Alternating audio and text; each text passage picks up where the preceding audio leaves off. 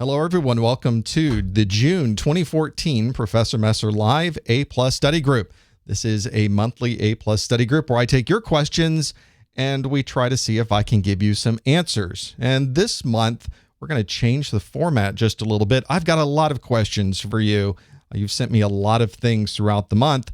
I'm going to try to turn those around and ask the questions of you. So this is very interactive. So as we're getting into this study group, one of the things you may want to consider doing is getting your mobile device handy, maybe popping out a new window in your browser, because you're going to be answering the questions that I ask of you. This is a study group, as I mentioned, that we do every month. It's one that I try to fit in somewhere near the end of the month. Sometimes it's earlier, sometimes it's later. Always check the Professor Messer website at professormesser.com/calendar if you're looking for the latest information on our live events. I would not be able to do this without your contributions, your questions, your contributions on the website, the chat room, just all of those things really combined together to put this in. Whenever somebody says something interesting in my chat room, I tend to make a note of it. I'll hit the link and I'll Instapaper it and it'll be there for later. So I always like to get everything accumulated throughout the month so I can use it on the study group.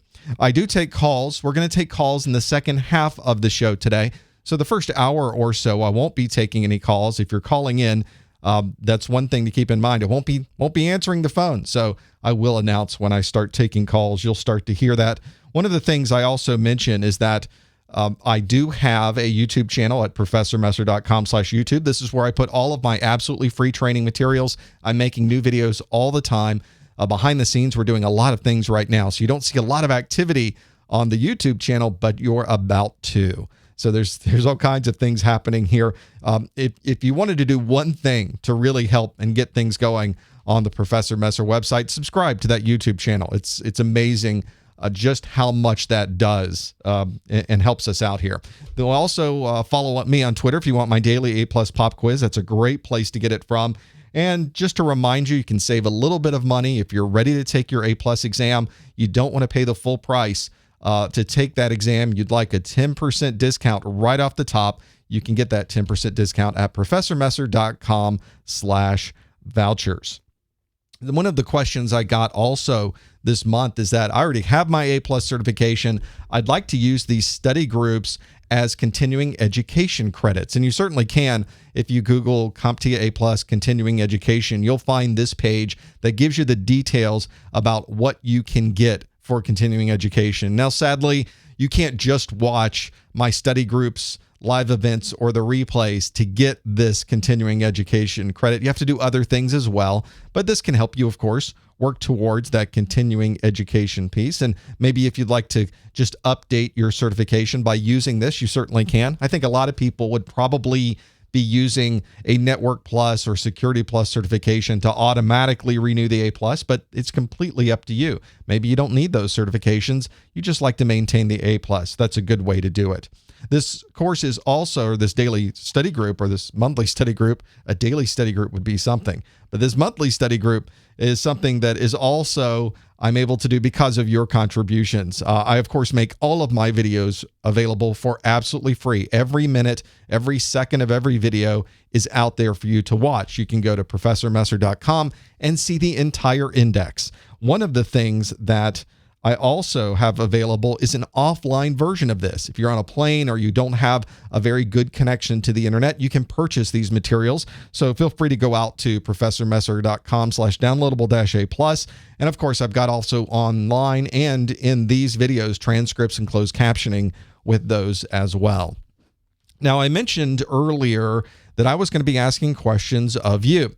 And one of these questions, we're going to start with one that's kind of easy. It's going to ask you how long you've been studying for your A+ certification. This is something I like to ask as we get into the study group, so I get an understanding of just how much you use or you've been using your A+ study materials. This could be the books, or you may have been studying for a week, you may have been studying for a month, you may have been studying for 6 months.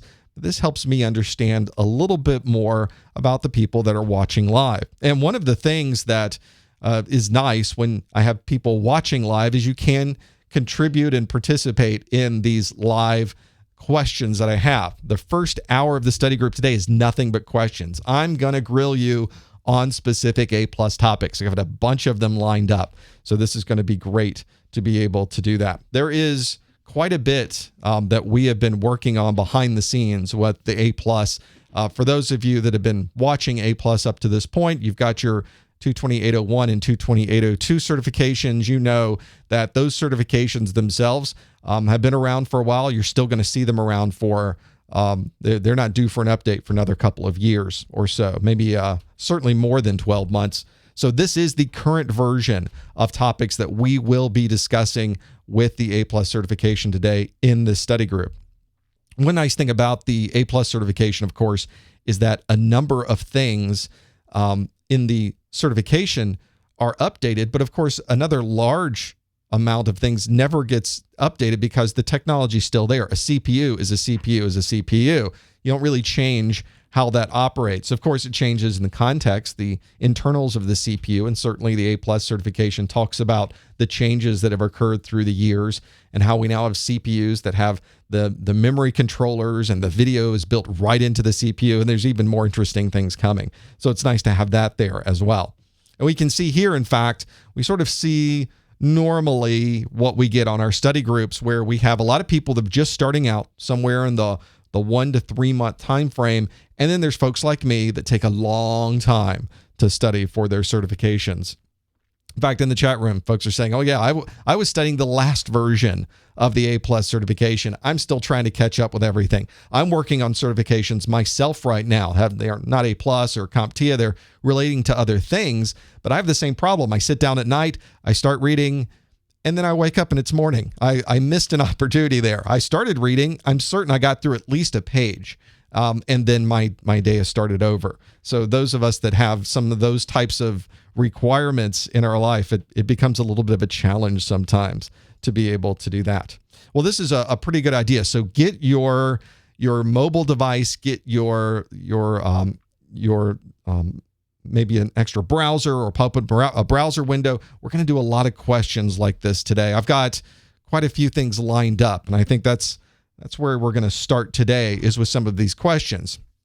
Now, for those of you that have signed up, you registered for this study group prior so that I would send you the reminder email. I asked you for a question. So what I did was take your questions and spin them around into other questions that I could ask back to you or back to everyone who is here. We're going to go through some of those questions, so make sure you have those available. The A+ exam, by the way, is 2 separate exams. I talked earlier about you perhaps getting a discounted voucher. Well, that discounted voucher is good for 1 exam. You have to buy 2 vouchers or pay for 2 exams to finally get your A+ certification. Very similar to something like getting Cisco certifications. It occasionally requires that you get more than 1 exam, or Microsoft certifications. You have to take more than 1 exam to get their certain certification. Very similar to with the A+. You have to take 2 separate certification exams. One is the 22801, which focuses a good bit on hardware, and I think a lot of people think of that as the hardware exam. But there's things like networking on the 801 exam. So it's not just hardware. There used to be names for these certifications. Now it's just the 22801. And the 22802, of course, is the operating system part of the exam, but it also includes security. It also includes mobile devices. So this goes a little bit outside the scope of just operating systems and what's relating to those. You'll notice the scores are interesting. On the A+ 22801, the passing score is 675 on a scale of 900. And if you try to do calculations, some people come up with a percentage that you have to get correct to pass. But what we found, or what we certainly believe on the CompTIA exams, is that the different questions are weighted with different amounts. So you really can't do a percentage complete. It's a number scheme that we believe goes between 100 and 900, and the passing score is 675 for the 801 and 700 for the 802. So you really can't really look at a percentage. It doesn't quite work that way. It's really difficult to even extrapolate how they came up with the final number once you're done, because you don't know how you did on each individual question. You don't get that level of results. You get very broad results on how you did on entire domains which are listed here. How did I do in security? Well, you got 12 of 14 correct, but it doesn't tell you what the points were for that. So it's very difficult to know where that would go. There are a number of things you can do, though, if you're ready to hop in and take your exam. There's a number of study materials. We're going to talk today about some absolutely free things you can do to help you prepare just before going in and taking that exam if you had a week left. But I've also taken everything from all of my videos and collapsed them down into a single study guide. So really a study guide for 801 and a separate study guide for 802. If you wanted to help support the Professor Messer website and at the same time get some fantastic study materials, some quick learning sheets, some study sheets that you could study up just before going in to take the exam, this might be a good choice for you. You can find out more about that at professormesser.com/A+SG. So let's get some questions asked. Let's start this really up. We've done all of these announcements now. I would like to ask questions of you. So let's do exactly that. And I have first some Windows questions. We'll start with some operating system questions and how they operate. Remember, no cheating, no telling what the answer is in the chat room. To answer the question, you go to a very specific URL at govote.at. So if you go to your separate browser or you have a QR code reader that is on your mobile device, you can take a picture of this screen right here where I ask which of these Windows utilities can provide you with more details about a blue screen of death. None of us ever like to get that horrible blue screen of death, but it sometimes would be interesting to know where I could get more information about it. You know, that blue screen pops up whenever your machine has a problem. The number of different things could be occurring there. And of course, when you restart your machine, the blue screen goes away. What if you are trying to help someone and they tell you, I got a blue screen of death? Yeah, it popped up. I didn't really write any of that stuff down. Was that important? Were those numbers really critical to be able to do that? Yes, they are. But there's places you can go as the very smart technician to learn all about the information that showed up on that blue screen of death screen, the blue screen of death screen. There is 4 options that I have available to you. One is Device Manager. One is Performance Monitor. The other is the Stop Error Log Analyzer and the Event Viewer. So you should choose from those 4. And what I will do, we'll go over to the screen here. We've got 11 responses so far. Again, no talking about this in the chat room. We're going to figure that out. Once I reveal the answers, we can talk all about it in the chat room with those pieces. This is really helpful to me too, because if I'm going through and troubleshooting a problem and I'm trying different things just to get rid of the blue screen of death, I sometimes won't be writing down this information either, because I know I can go back to this utility to find out more about where the problems actually were. Yeah, there's quite a number of other things you can do to gather that information. Log files are written, but in this context of this question, which would be a pretty good question to get on an A+ exam, what would provide us with more details about the blue screen of death? We've got about 30 responses so far, so I'm going to reveal what we think the answers might be.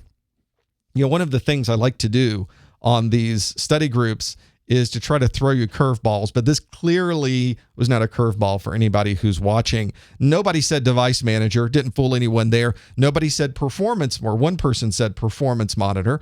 And although certainly the blue screen of death has an effect on performance, the Performance Monitor obviously is something that provides us with more of a real-time view of what's going on at this particular moment. So the Performance Monitor wouldn't be the correct one either. And the Stop Error Log Analyzer, which sounds great because this is a stop error. So of course I would look at the Stop Error Log Analyzer if it was real, but I made it up. So there are Stop Error Log Analyzers out there somewhere, not necessarily called that, but there is not a Windows thing that provides us with more details about that is built into Windows. The real answer, and the one that pretty much everyone got at this point with the 40 responses, is Event Viewer. And you're absolutely correct. You can go into the Event Viewer and really see everything. The Event Viewer is a fantastic resource, not just for blue screens of death, but for many other problems that you might have. Somebody says, I had a crash with an application. I was having a problem. A message popped up when I started up my computer. You can go back in time and see what happened during that time frame. There is so much information in the Event Viewer that can almost be overwhelming at first. But once you start working with it a little bit and getting familiar with the messages that show up, you'll find that it's a very, very good troubleshooting tool. It can be very, very useful to have that available to you. Just one of those things that that you should always be trying to figure out. An event viewer is a fantastic resource. It's built into the operating system. All of your Windows machines have this event viewer. Very, very useful to have that available. Well, let's continue on. I've got other questions for you. We got through that operating system question with no problem at all. So again, I'll remind you, don't say the answer in the chat room, but we can, of course, talk about it after we're done. I have another question for you. This one, we're going to move over from the 228.02 with operating systems, and let's talk specifically to the networking that you might find in a 228.01. And the question is around cabling. And the question asks, what's the primary reason for twisting the wires in an unshielded twisted pair cable, UTP cable? And the twisted pair, we just gotten so used to saying the UTP cable, there's twists in there. There are some cables you can find sometimes, especially console cables that you might use, that you would use to plug into network infrastructure devices that you can work on those at a terminal screen. Some of those cables are flat. They have this satin cabling. We call them satin cables sometimes because they have this satin finish on the outside of them, and they're completely flat cables. You'll also see sometimes that manufacturers might promote a flat Ethernet cable, which certainly would not be a twisted pair cable. So there's a reason that we're twisting it. Is this reason that it minimizes interference? Does it create a stronger cable, which may be useful if you're pulling this over a larger distance? Is it designed for smaller spaces? Maybe if we twist them up smaller, or does this increase the usable bend radius so that we're able to bend it a little bit farther than we did before? The real question, of course, is it's one of those things. All of those sound like they could be pretty good reason for doing a twist in a UTP cable. So this would be one of the networking questions I mentioned on the 228.01. And if you are studying for that networking, I'm getting a perspective of unshielded and shielded cables and the twists inside of them and how they might work would be useful. So let's see what the results are. And the answer is, again, 33 of you, minimizes interference. 2 of you said creates a stronger cable. I guess in some way that could be true, but that's not the primary reason for twisting the wires in a UTP cable. Doesn't certainly make it any smaller spaces. In fact, a flat cable probably is a lot better for smaller spaces, and it certainly does nothing to the usable bend radius. If anything, it decreases the bend radius because now the cables, the twists are even tighter, and you certainly would not be able to twist those in there. UTP is twisting because as you are passing by a piece of interference, let's say there is a fluorescent light and your cable is right next to the fluorescent light. As your signal is going by that fluorescent light, it's twisting around. So at any particular time, one wire is not completely subjected to the interference. You're actually moving the interference between wires as you're going by. And when this is received at the other end, the electronics that are inside of that Ethernet connector are looking at the signals that it received along the way, and it's able to minimize the amount of interference because it's able to rebuild some of the signal that was interfered with because you've got other wires that were farther away from the signal. Very, very useful to be able to do that. This is one of the key pieces of networking. One of the things they'll tell you when you do crimping, you're putting on that RJ45 connector at the end of the wire, is that they tell you to crimp it very closely. Do not untwist the wires. And it's kind of scary sometimes when you go into environments where people have put these RJ45 connectors on, but they didn't know about that particular rule. So they'll spread out the wires and they'll untwist them and they'll have them there and they'll put the connector on the end. And you've got about 4 inches of untwisted wire at the end of it. You've completely lost the effectiveness of that categorization, that category 5, the category 6 that you might have there because you're untwisting the wires. Probably not so much once you finally get near the end, but when you have all those cables next to each other, now you have the potential of interfering with each other. So the twists are important all the way up to and into that RJ45 connector. Wow, okay. We're rolling right along now. I told you we were going to do question after question after question. We're shotgunning them in our study group. So let's shotgun it in here as well. I have even more questions for you. So let's continue on. You can read this one a little bit. I'll read it out for you. Again, no answering in the chat room. The question is, all the pages that you print from your laser printer, they smudge and they smear. It comes out of the printer and you touch it and it just smears. Certainly not what you would want. From a laser printer, which part of the laser printing process is most likely to be the cause of this particular problem? Oh, good question.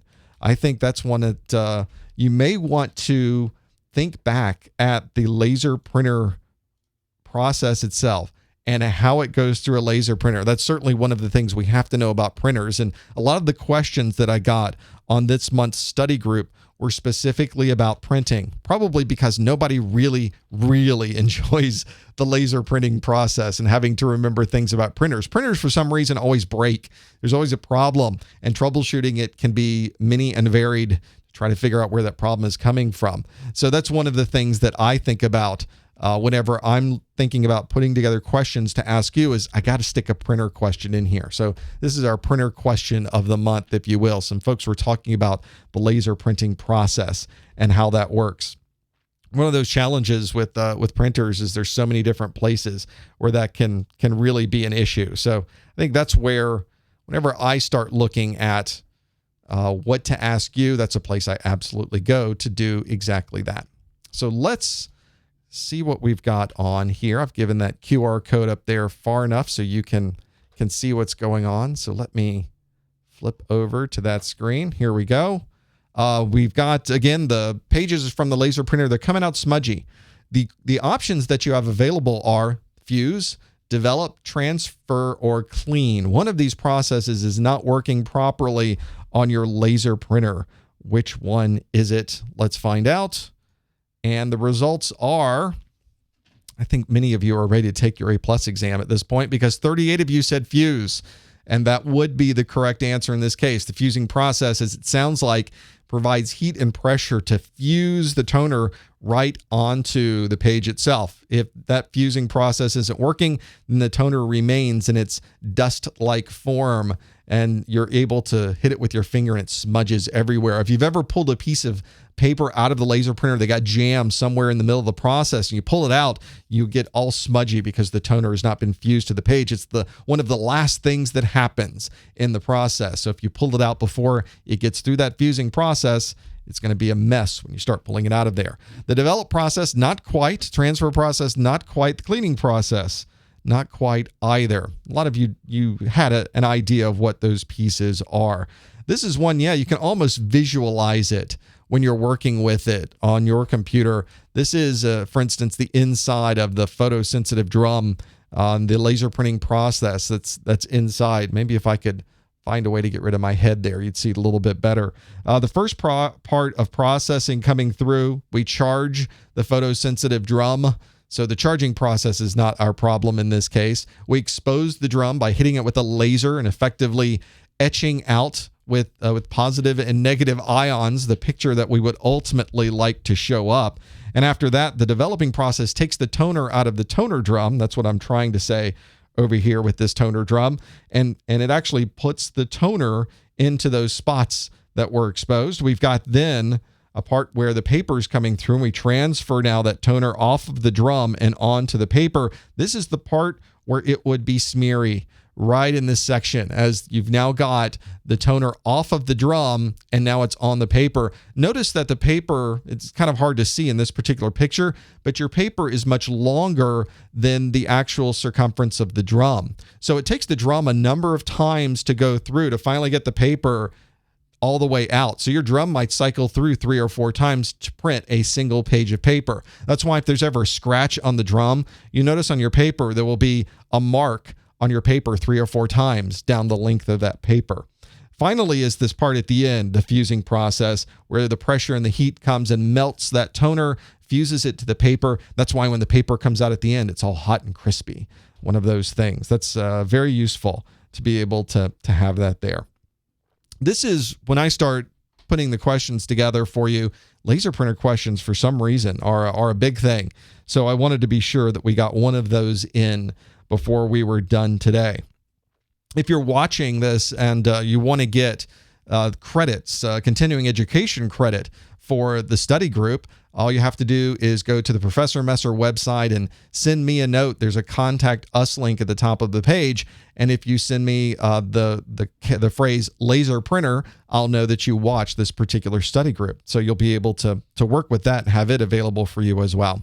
I have other questions for you. I told you I loaded up and got a bunch of questions ready to go for what we're going to be doing. So let's give you this one. I'm cutting these words off again. I have to move these down again. No answering in the chat room, but we'll talk about what we can do when receiving a brand new computer. But we're worried if after we got the computer, we think the hard drive might be having a problem. So which of these, and I'll tell you what these choices are in a moment, but which of these would be the best choice to address this particular issue? So we got a brand new machine. It's under warranty. This is good. So if it's a brand new machine and it is having a problem with the hard drive, then we may be able to fix that or have the manufacturer fix that. So the answers, or the possible answers that are available to you, if you go to govote.at and use the number 827444, you could use a third-party live CD that contains hard drive diagnostics. You could run diagnostics from the hard drive manufacturer. You could start Windows in safe mode and use Disk Manager, or you could run bootrec/fix MBR from the recovery console. So there's your 4 options. Which one of these would be the best choice for addressing a concern you might have with the operation of a particular hard drive? This is especially useful when a hard drive is under warranty, but it doesn't have to be under warranty. I said a new computer here could really even be an old computer. So there's a little tip for you when you're filling these things out. This probably fits into the 220-802 exam under the troubleshooting section, that last part where you now have to think through a scenario. You've been given a scenario, brand new computer, hard drive's acting kind of flaky. What do you do? What's your first step? That's a very common question you get on the exam. What is the first thing you should do when troubleshooting this? So you not only have to know what your different options are, you should know in what order those options occur. There's a flow chart that's used in being able to work with this that can tell you those pieces. And that might be helpful as well. Well, we've got quite a few people that have answered this one as well. Let's flip over. Again, your possible answers are to use a third-party live CD that contains hard drive diagnostics. You can run hard drive diagnostics from the hard drive manufacturer, start Windows in safe mode and use Disk Manager, or run bootrec/fix MBR from the recovery console. Now, was I able to fool any of you this time? Let's see. So some of you in the chat room said, not sure. We're going to find out. Let's see what the answer really was. Finally, I got at least some of you hooked you in there. Now, I say this kind of laughingly. I'm not mocking at all. One of the things that is kind of a mantra for me is if you get something wrong or if something is broken, that's when you really learn. That's when you really start understanding more about the topic. So if you don't get these answers right, that's okay. You just learned something. In fact, you learned what the right answer was, and you'll be able to take that away and use it on the exam. There is a number of things. If we start looking at this, let me flip over to a screen that would show you the entire question here. So 3 of you said use a live CD. Just download a live CD, which is usually a Linux-based operating system, although it doesn't have to be a Linux-based operating system. But when we say live CD, we really are saying an operating system that is Linux-based, and run diagnostics, which you could do. You could absolutely do that, especially if you don't have the diagnostics from the hard drive manufacturer. There are a number of live CDs that have hard drive diagnostics, and you could run those. It's not a bad solution. One of the problems you're going to run into, and the reason I said this was a new computer, is that the manufacturer isn't going to trust your live CD. They won't believe you. So if you're running the manufacturer's diagnostics program and you say, your program, Mr. Manufacturer, gave me these errors, then they say, oh, okay, we wrote this program for our own hardware. We know that this hardware is not going to give us a message that's wrong on our own software. We believe you. Let's send you out a new hard drive, or somebody might send you out, might come by and replace that piece. That's very, very useful, especially in a warranty situation, especially when the machine is new. I mean, you could even go through and run your live CD and it will tell you there's an error, and then the manufacturer is just going to tell you to run their diagnostics anyway. Running Windows in safe mode using Disk Manager isn't going to help you very much because, again, you're having a problem with the hard drive. You may have also a problem running software that's on the hard drive. So that's probably not the best way to go about troubleshooting and diagnosing this issue. And you're not having an MBR problem. You're not having a master boot record issue with this particular piece, or at least in the context of the question, which is what you have to consider when you're answering these. Each question lives in its own little world. In the context of the question, we're not going to add to this question. We're simply going to take it at face value and recognize it's more of a broader hard drive problem. Something as specific as running the boot rec / fix MBR from the recovery console would certainly rewrite the master boot record. But again, that's not the specific problem we were faced with. So, yeah, what you probably will see, the hard drive manufacturer will probably have a live CD, an ISO, or something that you can boot, or they may include that with some of the equipment you might get. But certainly a bootable drive is ideal when you're working with those particular pieces. I think that comes in handy too whenever I start working with those particular pieces. So you guys did great on that one though. 38 of you said, yeah, I got this one. No problem. I'm working with that. All right, I got another question for you. Let's do another one. It's getting good. We're only halfway through. This is really, really great. So let's get this question. So we're back to operating systems. And this is obviously from the 22802. Again, no answering in the chat room. The question is, you've made a configuration change to Windows 7. That configuration change has caused the operating system to hang, and now it won't even boot. Don't you hate that? You've been working with your computer.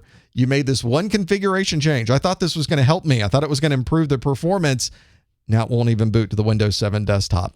So which of these options would be the best next step? Again, I mentioned the exam, very common set of questions you get is to know the best next step. And they give you certain options at the bottom.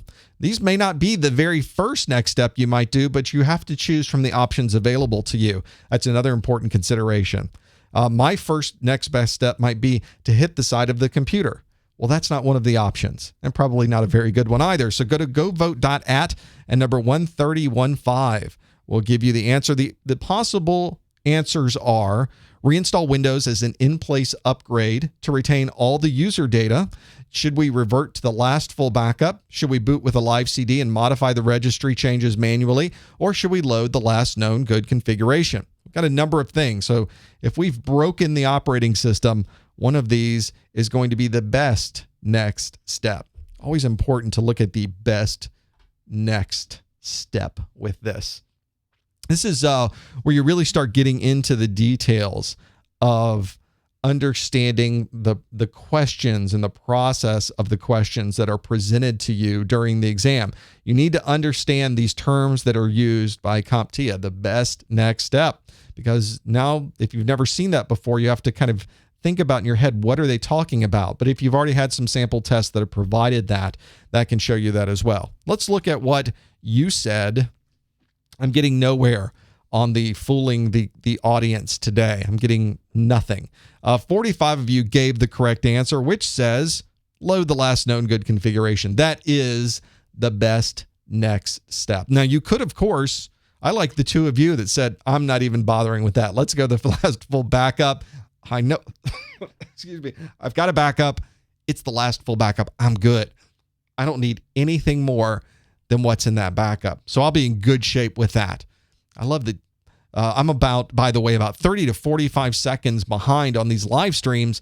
I love that we still see the votes coming in and you're still getting it right within that 30-second time period. That's great. And somebody was nice to me and said, okay, boot live CD. We'll do the registry changes. I think that was a pity vote. I'm going to blame that on me. Okay.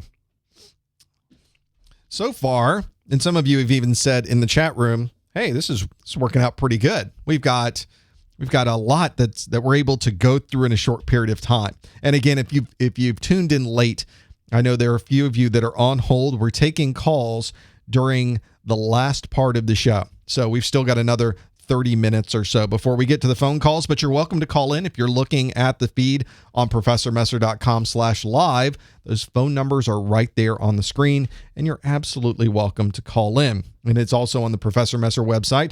And I'm looking at the stream right now, so we've got that available as well. So far we've been doing these questions, and they've been really multiple choice questions that we've been working with. But there are a number of questions you might get on the exam that are what are called performance-based questions. These are obviously not going to be multiple choice. They might be fill-in-the-blank type questions. You may have to sort things on the screen in the order of slowest to fastest. Or if you're dealing with network distances, maybe the one that goes the least amount of distance to the most amount of distance. There may be questions on your 802 exam where you have to go right to the command line and run a command from the command line. So CompTIA calls these performance-based questions.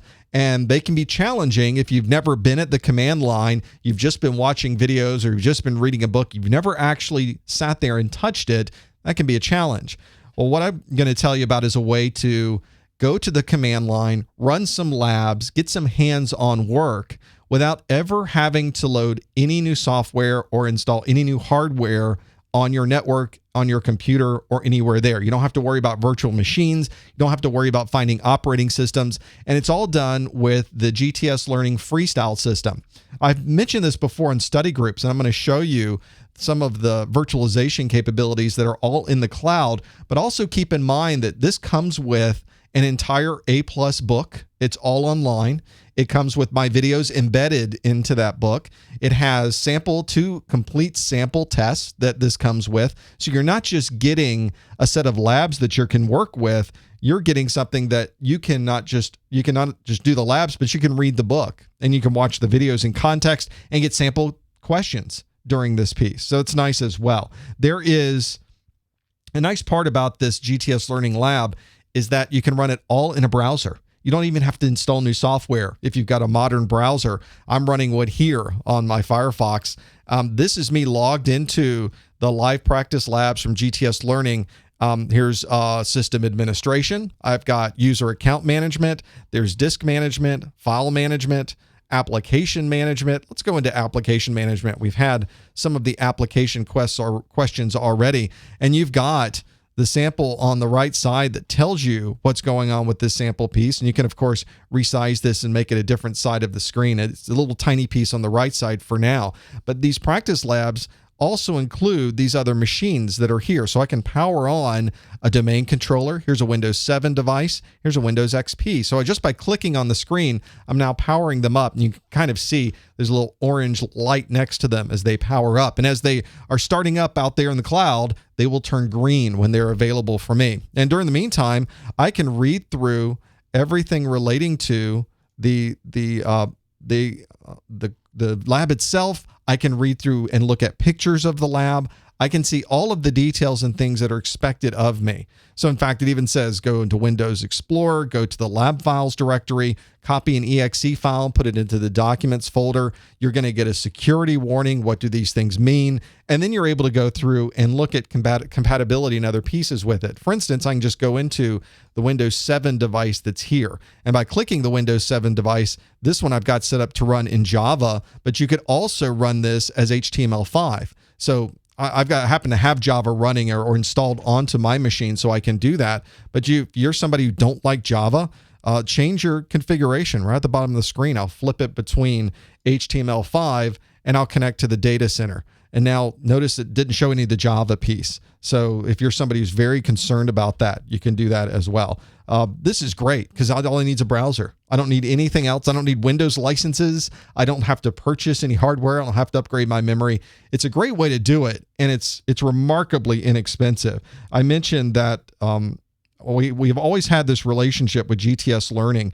They not only offer this as something you can do, and you can go out to this URL at professormesser.com/freestyle labs and get a free hour of this. So you don't even have to commit to anything. You can try it out yourself and see if it's something that works for you. I've also got special pricing too. You get all of Freestyle with the book and the sample questions and the videos embedded and the live labs all for $99. You have to go to professormesser.com/freestyle labs to get that special price.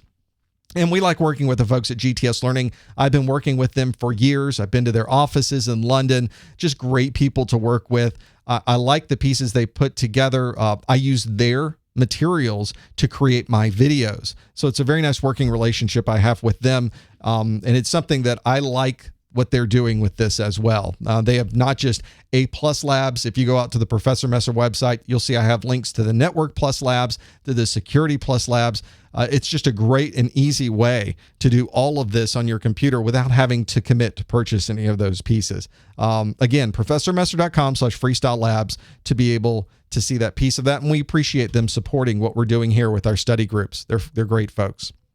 Let's also jump back to our questions then. Let's see what question I have. This one is Windows Firewall. So we're getting more into the security side of things. Here's a question about the Windows Firewall. And the question is, which of these criteria does the Windows Firewall use to allow or disallow network communication? This is one where you really have to get into configuring the firewall. Normally, we just turn the firewall on and it works. We don't even think about it, but there are a number of things that you can configure inside of the firewall. Your options are operating system version, application name, geographic location, or active domain credentials. In the security world, we call these things tuples. They are a list of things that we can apply to a rule so that that rule can then be evaluated. So Windows Firewall is going to use one of these things to evaluate and determine, should I allow this traffic through my computer? Should I not allow this traffic through my computer? It's either going to be an operating system version, an application name, a geographic location, or an active domain credential. So which one is it? There are actually quite a number of tuples that can be used in Windows Firewall. This one tuple that I'm listing here, if you get it right, is not a full and complete list. There are a number of different things, but only one on this particular list happens to be correct. What I really should have done is shifted it on you. I should have put a bunch of them and had you pick out the wrong one. See, I'm going to do that next time. See, I got the idea. I know what I should be thinking about for you folks. Try to trip you up and get those questions. Security questions, of course, are going to be on the 220-802 exam. So if you're studying for those, Windows Firewall as part of the operating system and as part of security, it kind of blends together on that 802 exam. Certainly something you should know before taking that exam. Go to govote.at. We got about 40 responses. Let's see what we answered. So one of you said operating system version, 24 of you, or 22 of you said application name, one of you said geographic location, 27 of you said active domain credentials. Oh, which one is it?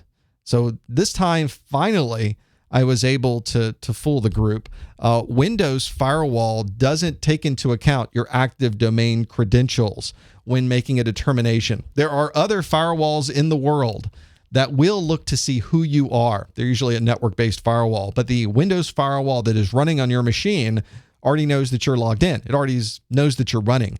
Your active domain credentials or Active Directory credentials would be a proper name to say that, or even change the name so that wasn't quite correct when you look at it. But your Active Directory is not really used in the Windows Firewall tuples, the security tuples that it use. It is the application name that Windows Firewall is looking at. Windows Firewall is pretty unique in that perspective because it's on your computer. Therefore, it knows what applications are running, and it can make a determination of who can talk to your computer or who you can talk to based on the application that's actually doing the communication.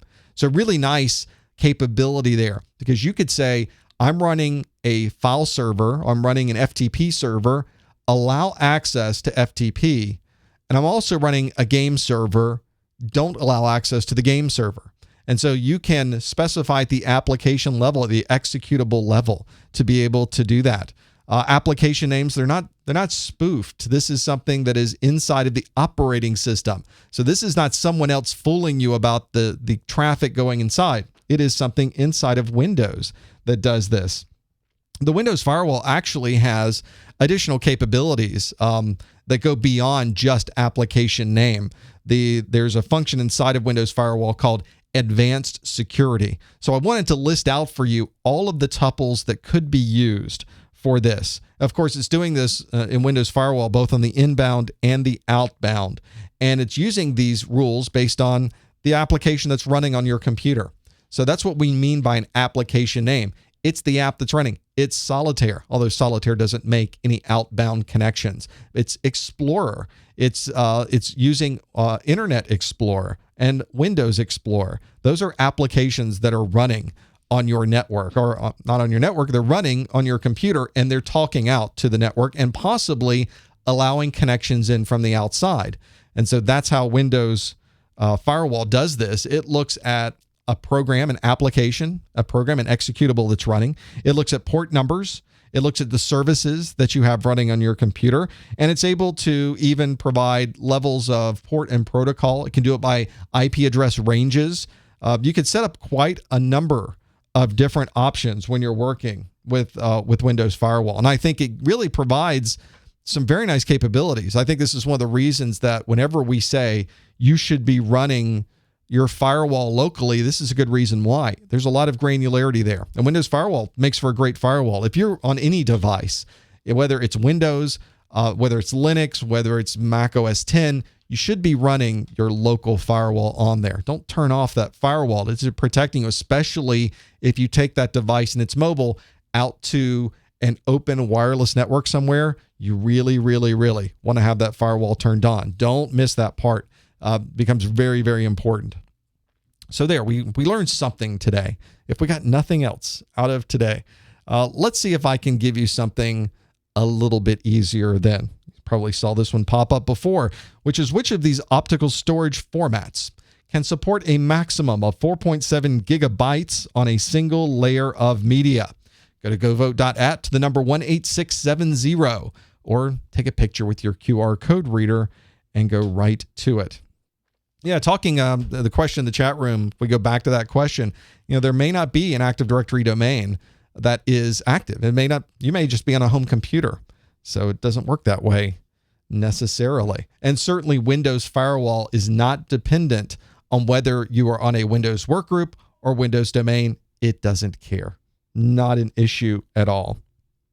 Well, let's have a look at this particular question, the possible answers you might have available. Which of these optical storage formats can support a maximum of 4.7 gigabytes on a single layer of media? Our options are CD-ROM, Blu-ray, DVD-ROM, or CDRW. CDRW. This is one of those that can really help you when you're trying to determine how much can I cram onto a piece of storage media, especially these days. I make some pretty big files. This study group, when it is finally recorded, 1 hour of the study group is between 50 and 60 gigabytes of data. So I know if I'm looking at this particular kind of media, 4.7 gigabytes, this would not be a media that I would use to copy that particular video. Once I do, of course, all my editing and compress it down and put it on YouTube, much, much, much smaller. Usually it's only about a gigabyte of information. So it certainly compresses down pretty well. Let's see from our 50 responses what folks might think. See, we're back in the saddle, aren't we? 44 of you said DVD-ROM. That's certainly the correct response, 4.7 gigabytes. Blu-ray allows you much larger, and the CD-ROM and CDRW, CD-ROM being the read-only and the CDRW being read-write, have exactly the same capacity values. And neither one of those is 4.7 gigabytes on a single layer of media. So the real question is, what is the right amount? Well, I've got a list for you right here. This is right from my removable media video. So you can have a look at that and see that a CD-ROM, 700 or so megabytes of capacity. So the CD-ROM and CDRW, definitely not going to be the response that is correct for that one. But you can see a DVD, 4.7 gigabytes on a single layer. If you're using dual layer on that particular device, there are some DVD-ROMs and DVD-ROM players that can easily see multiple layers of pits that are on those devices. You can get 8.5. It effectively doubles it. Blu-ray, much bigger. 25 gigabytes on a single layer, 50 gigabytes if you do dual layer. That's one of the reasons that we can get such high resolutions on those Blu-ray because we have so much data that we can put on those. And as you know, if we can fit more data, we can really have a nice, crisp, high resolution image. So very useful to have that there. Okay, you guys are doing great. You're doing quite well with this. Let's talk a little bit about networking. Networking and setting up a wireless router that's in your home office, a small office. You're configuring settings on that device, and the setting we're configuring is relating to port triggering. And the question I have is, which of these describe a fundamental operation of a port trigger? So now you have to know what a port trigger is. Go to govote.at at 136581, and you can answer. And the possible answers I have for you: does a port trigger, does that fundamental operation mean that incoming services are always available? Does it mean that a reverse port forward is dynamically created? Does it mean that encryption is enabled only for certain applications? Or does it mean that the speed of the network is adjusted based on the application? This is one of the challenges. This is one of those that when you start working with it, the speed of the network adjusted based on the application, and encryption and port forwarding and incoming services. You really have to know your networking when you get into configuring these devices, especially if you have certain requirements for your small office or your home office. Very, very useful. So go to govote.at to 136581 to answer this question. There's quite a bit that we're working with on a port trigger. Here we go. There we go. Give you this piece there.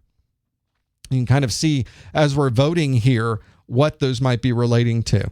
There are a lot of things when you're setting up a small office, home office router, or maybe even you're just setting this up. This capability certainly could use on a router that you're using at home. So make sure that you understand and you're able to work through all of these different configuration options that you might be presented with whenever you're working on those wireless routers, cable modem routers, maybe a router that comes directly from the ISP. You have to know those configurations for the A+ exam. All right, we've had a good number of votes here. Let's see what your answer was. We are all over the place. Finally hit one with you folks. There is incoming services always available. 6 of you said that. 19 of you said reverse port forward dynamically created. 9 of you said encryption. It's security, right? So encryption. 15 of you said the speed of the network's adjusted based on the application. The correct answer is the one with the most. It's 20 people that have said a reverse port forward is dynamically created. Incoming service is always available. That's effectively a wide open device. You would not need any port trigger for that because anybody could come in. You would hopefully never set up a device where incoming services were always available across the board.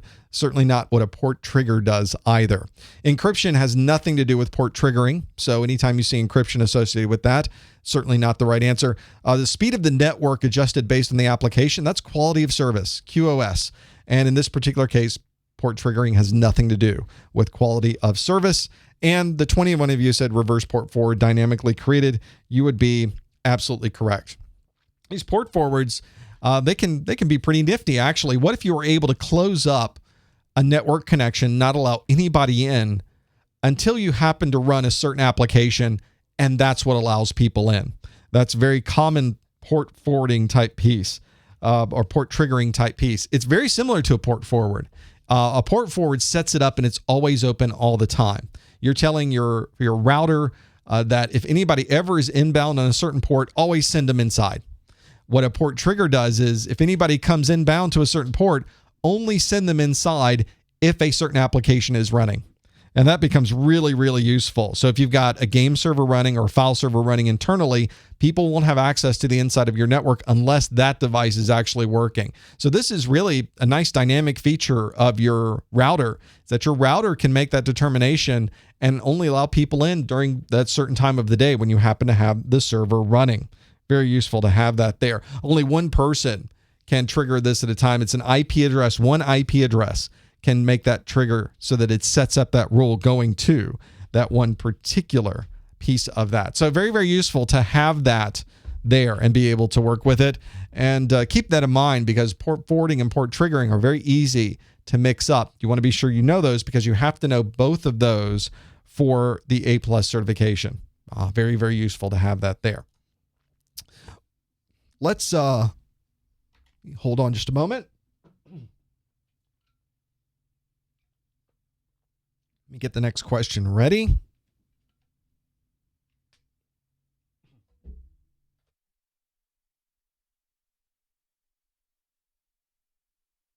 Yeah, in the chat room, you can think of it as a more secure port forward. That's a good way to approach it. The next question I have for you, we're going to change this up a little bit and move towards this piece. Motherboards. So which motherboard type is best suited for small form factor and low power functions? It'd be good to know, wouldn't it? That we have to work and know motherboards for the A+ exam. We have to know different models. We have to understand different form factors. This certainly fits into that question. So this would be a 22801 question to be able to do that. I think that's useful to have there. Let's have a look at the possible answers of the motherboard types that would be best suited for this. The options that you have available are micro ATX, mini ITX, ATX, NLX, and BTX. It's a lot. You can go to govote.at and go to 989162 to be able to see that. The options: micro ATX, mini ITX, ATX, NLX, BTX, BLT, EIEIO. There's a lot of things we have to remember for the A+ exams. One of those where you just kind of get used to it after a while. One of the challenges in our industry is that everything's abbreviated. So we just spits out of our mouth all the time once we start working with them. If you've never touched a motherboard, it's just a bunch of letters stuck together. What in the world is that about? Micro ATX, mini ITX, ATX, NLX, BTX. What could possibly be the answer with this one? Well, the keys in this question are small form factor and low power, obviously, because that's really spelling it out in the question. Let's see what we have responded with for our motherboards. So now there's a motherboard fight between the micro ATX and the mini ITX folks.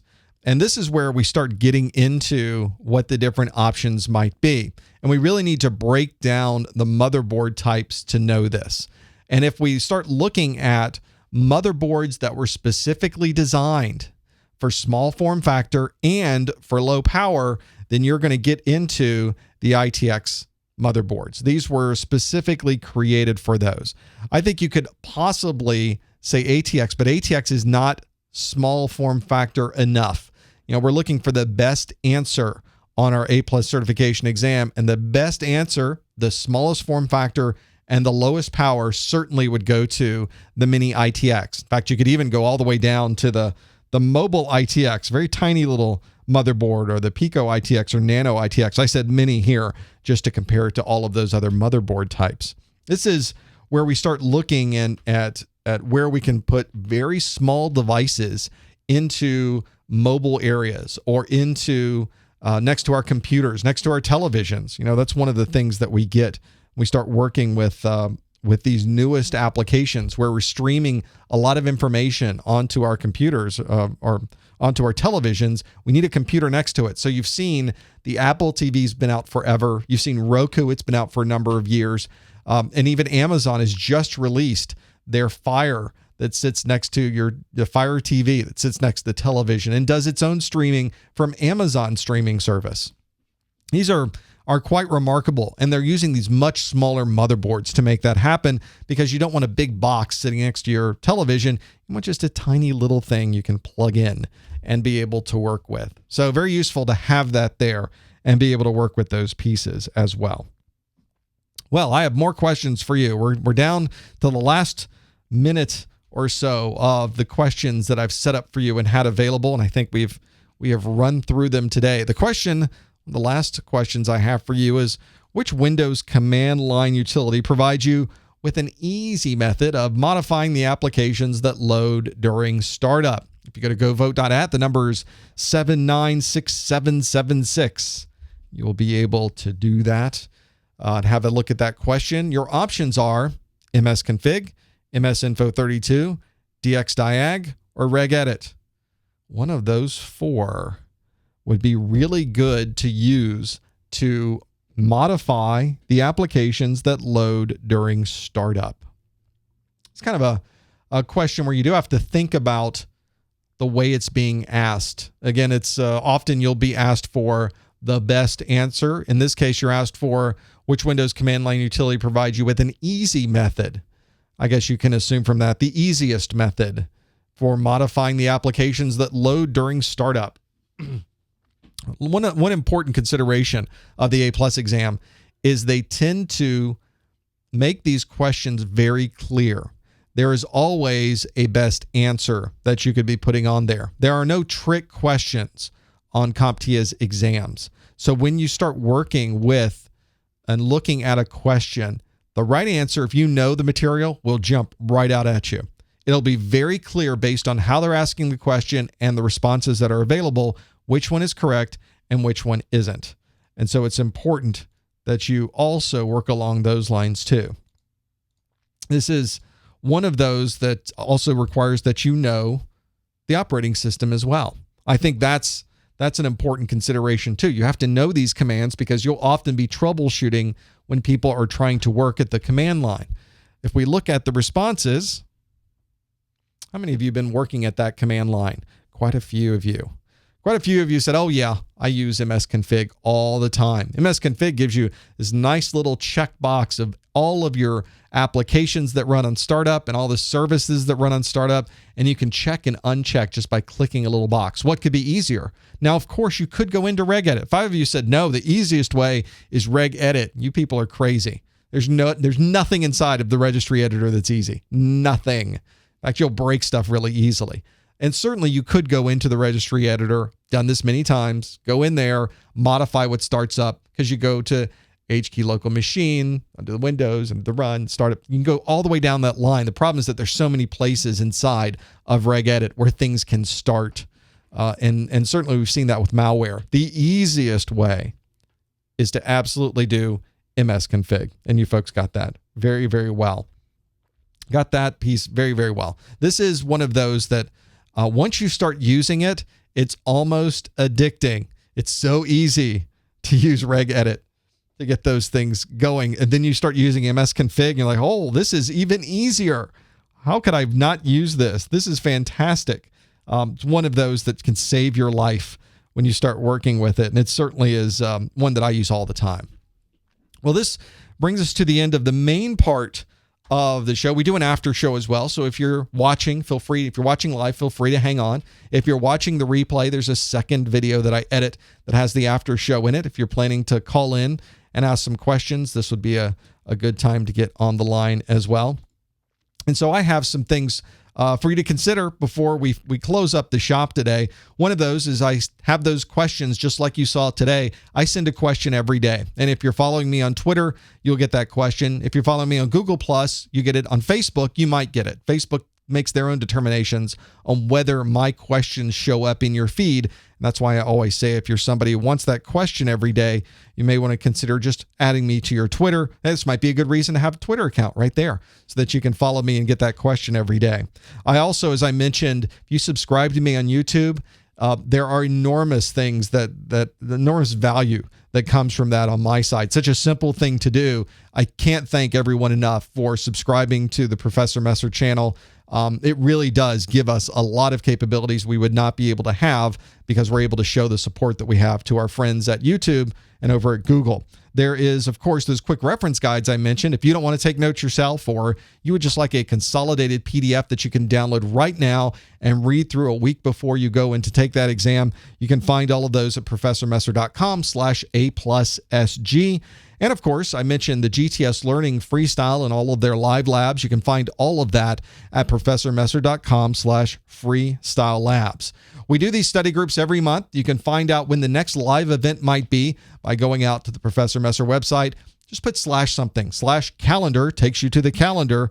/live takes you to the live stream. You can always /Twitter, /Facebook, /YouTube, /Google+. try to make it as easy as possible for you to find what you're looking for on the Professor Messer website. Well, that wraps up our shotgunning of questions in this month's study group. Thanks for joining us, everybody. We will see you next time on the Professor Messer A+ Study Group.